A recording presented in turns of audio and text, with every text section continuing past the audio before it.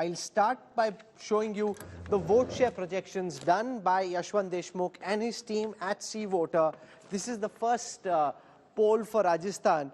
The C Voter projection for Rajasthan is that the Congress's vote share in comparison with the 2018 assembly elections will be 2% more than last time. So 41% vote share projected for the Congress, which given the fact that you've got a government in power, your vote share going up 2% is not insignificant. It's a pretty solid performance. The BJP, though, getting a 7% bump in their vote share from the last time when it was 39, this time at 46.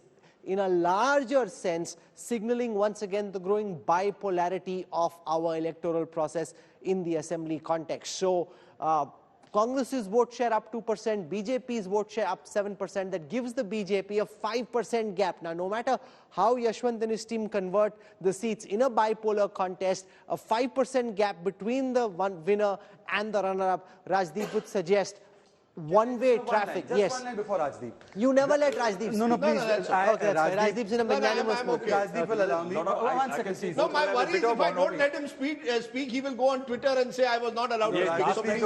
You can't be scared of Shehzad, Rajdeep. I am terrified. You're wasting time and not allowing me to speak.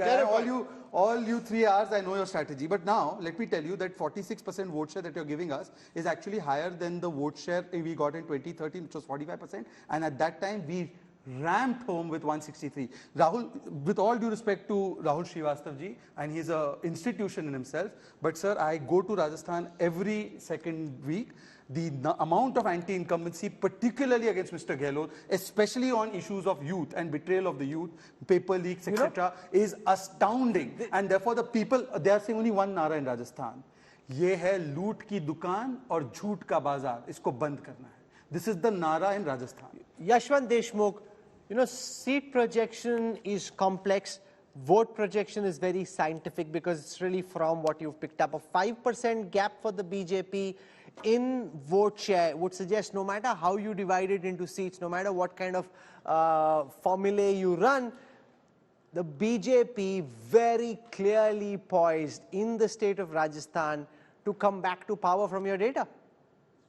Well, Rahul, you are correct in your assessment. What is happening is now the complete bipolarity that we have also seen in Karnataka. That bipolarity in Karnataka helped the Congress against, riding the anti-incumbency wave. And this is what is happening in Rajasthan as well.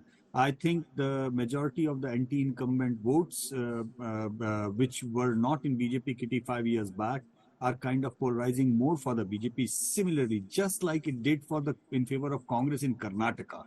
So, I mean, in seats projection, Rahul, we are very conservative. So, we will not do anything which will be looking like a pendulum one way or the other. We always maintain that vote share is something which is style. He likes to bat like Rahul Dravid and not like Surya Kumar Yadav or Mahendra Singh Dhoni. So I would just like to keep it like that. Yes, the 5% vote share gap is significant. What is happening is I believe that a lot many smaller parties are going to be squeezed out in this process as an process starts further deep into this territory. There are significant regional variations as well, Rahul. In Shekhawati, still Congress is maintaining in our survey a lead, very slender lead, but still they are maintaining a lead in Shekhawati. But in Mewar and Marwar, these are the two major regions where BJP is getting a significant lead over there. So let me come now to the seat share numbers, because that's what viewers are really interested in. It might be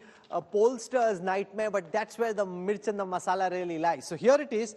For what it's worth, the vote share converted into seat share by the team at C Voter would suggest that the Congress could fall from 100 to 83. If this is indeed anywhere close to 83, it would still be Ashok Gehlot's best performance when he was up for re-election. The BJP up from 73 to 114, although it can be argued with a 5% vote share gap. The Yashwant Deshmukh, if he wasn't batting like Rahul Dravid and instead batting like Surya Kumar Yadav, could have made this number bigger. He's chosen to be conservative. That's his style. We're going by his numbers. 41 seats gained over the last time. The BSP crashing from 6 to 0, others from 21 crashing to 3. So both the leading parties becoming stronger, relatively speaking, in comparison with the third front and the others. Rajdeep, looking at the numbers very pensively, you want to jump in and say something?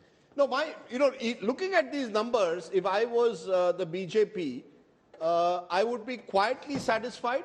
But if I was the Congress party, I would actually be clutching to some hope, which seemed completely non-existent a year ago. Non-existent to the extent No, but that why are you imagining the ball can't swing the other way? This 83 can become 60. Look, there are two ways this. If you remember 2011, when Mr. Gehlot was wiped out, I think he got just 21 or 25 seats.